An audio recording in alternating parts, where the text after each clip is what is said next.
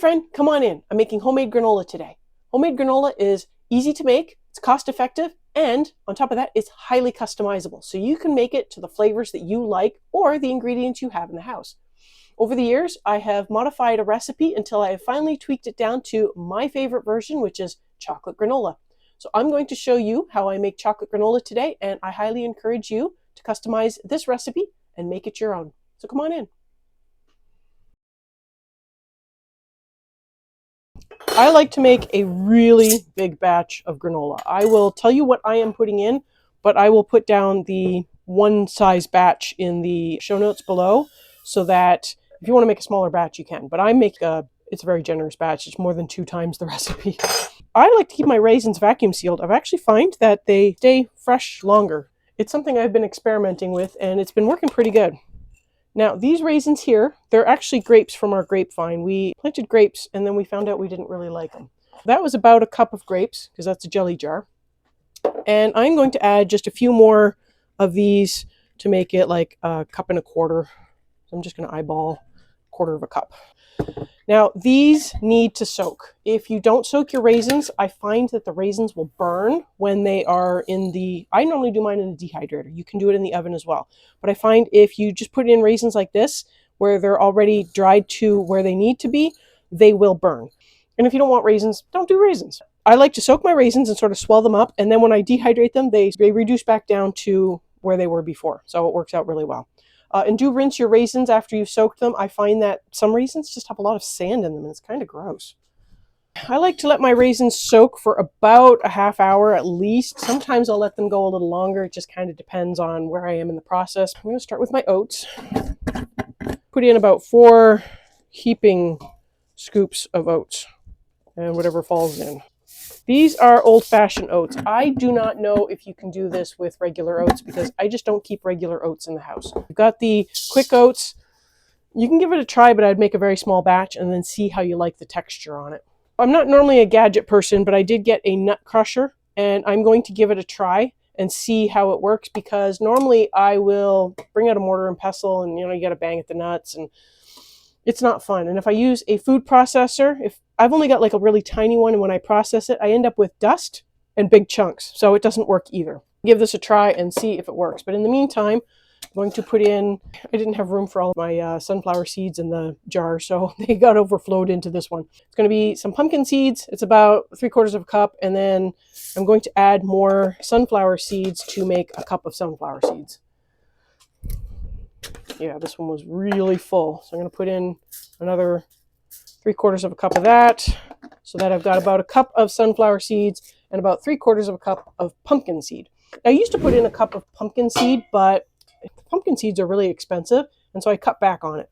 I'm going to put in about 2 tablespoons of chia seeds. You can always put in a little bit more if you want. I do sometimes find they sink to the bottom, and so it's hard to keep them sort of stuck to everything else. And then I have golden flax. I'm going to put about the same amount of golden flax as I did the chia. I get whatever flaxseed is on sale. So this was on sale last time I went. But if you get the brown ones, it's fine. I do find sometimes the brown ones have a slightly bitter taste to it. If you want to put flax meal in, that's okay too. But take into account that flax meal, it'll go rancid faster because it's got the natural oils in it. If it starts smelling like linseed oil, don't eat it. That's gross. Now I have a selection of nuts here. I have roasted cashews, I have some pecans or pecans, however you like to pronounce it. I have some walnuts, which I know they're similar to the other one. I also have some pistachios. So those will all go in. The pistachios I just put in whole. They're small enough that I normally don't care if I hit a chunk of pistachio. The cashews, I'm okay if those kind of go in as slightly bigger pieces because, again, it's a soft nut and it's not too bad, but I also have almonds. I knew there was another nut. Almonds, they're kind of hard, and if you hit a big, huge chunk of almond, it's annoying. These are just nuts, as you can see, that we found on clearance. I just use them because I like them. I had some lemon zest in my freezer, and now everything smells like lemon. These are the pecans. If I feel like they're too big, sometimes I will just go through and I will just break them in half between my fingers. That gets really old really fast. So that's kind of why I'm hoping this nutcracker will help. I'm going to try it with the walnuts. So I want about a cup of that. Oh yeah, that's really fine. It's also not very easy to use. Whew. Well, it does make it very fine, so I'm not sure that that's the appropriate texture I want for my granola. I'll give the almonds a try and see how that goes. I'm going to just cut to the next nut so that you don't have to watch me struggle to turn this thing. Okay, we're going to give the almonds a try. I feel like I get better stuff on the top than I get on the bottom. So I'm aiming for a cup of each nut. So, oh, and apparently the lid doesn't stay closed on the bottom. That's fun. Okay, well, I'm just going to plow through this. This is not the most efficient way of doing this, but neither is the mortar and pestles. Do what you can to get the nut size you want. I have my 1 cup of almonds. It's okay if it's a little bit more. That's the joy about this recipe. It's customizable. So I will work on the cashews, which I'm hoping will work easier in this thing. It is a softer nut. My fear is I'm just going to get cashew powder. Nope, guess it's not easier. Alright, I'm probably going to use the mortar and pestle from now on. This is annoying.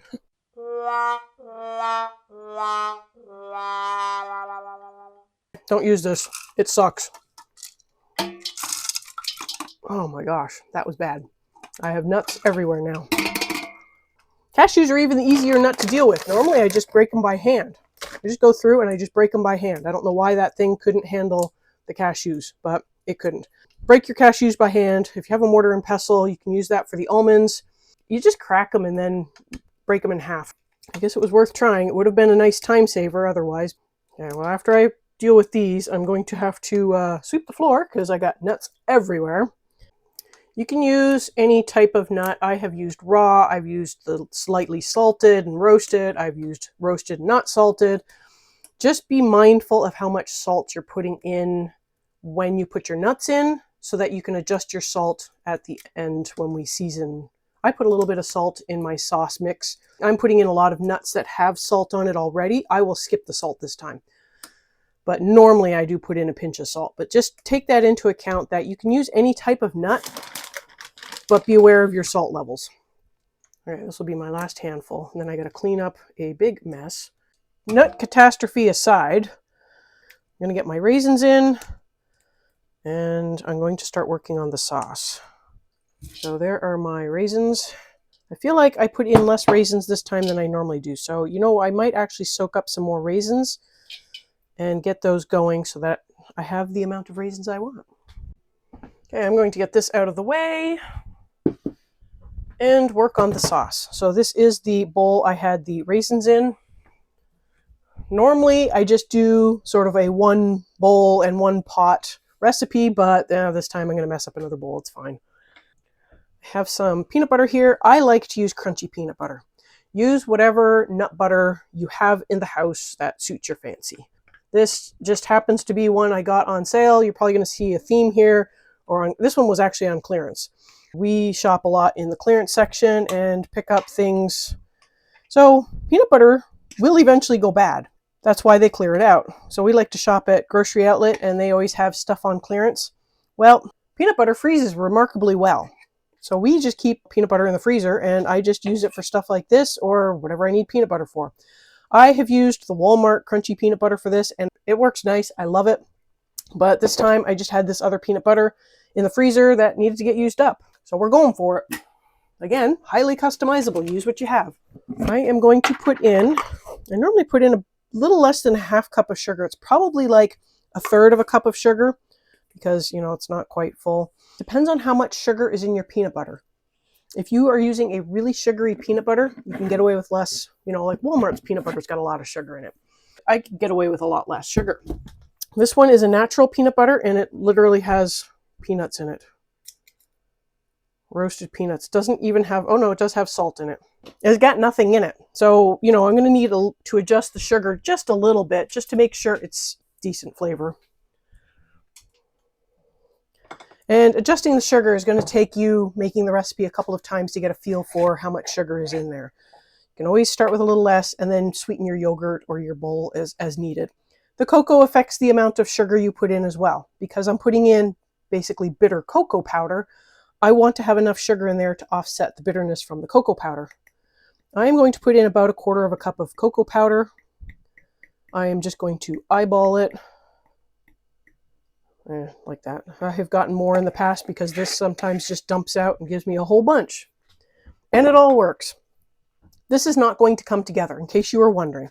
I normally give it the old college try with the knife, and then when it inevitably does not come together, I add water at that point. But I want to get it together as much as I can, just because sometimes when I add the water and start stirring, cocoa powder goes everywhere.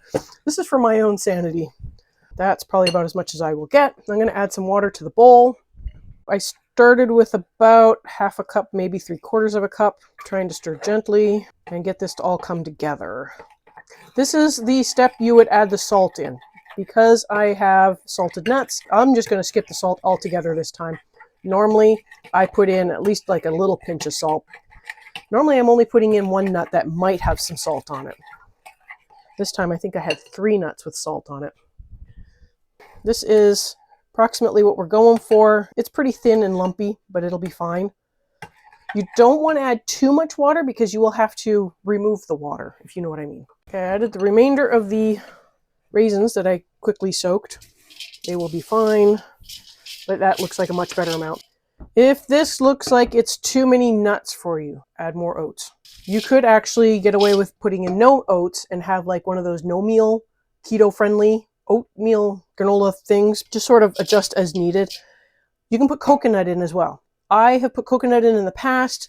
I felt like I was putting it in just to put it in. It's not because I loved coconut, so I stopped putting coconut in. But yes, coconut is a valid addition. There are lots of things I'm sure are valid additions. You can put in other fruit as well. This is what I normally have in the house because I'm either baking with these nuts or eating them or using them in salads. These are nuts I typically keep in the house. Add the sauce, stir it all up. Now comes the fun part. I do this in a dehydrator. You can do this on a cookie sheet. You'll probably need 2 sheet pans to do this on because this is a lot of granola. So like I said, you could adjust the recipe so it fits on 1 sheet pan. I like to do this once and then eat for like 3 months.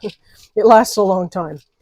If I'm eating it for breakfast, it doesn't last as long. But if I'm just using it kind of as a snack or, a meal filler or something, it lasts a long time. So I've had this sit around for months. Sometimes I will make it in the winter, and it's just too cold to enjoy a cold breakfast, so I won't eat it till the summer.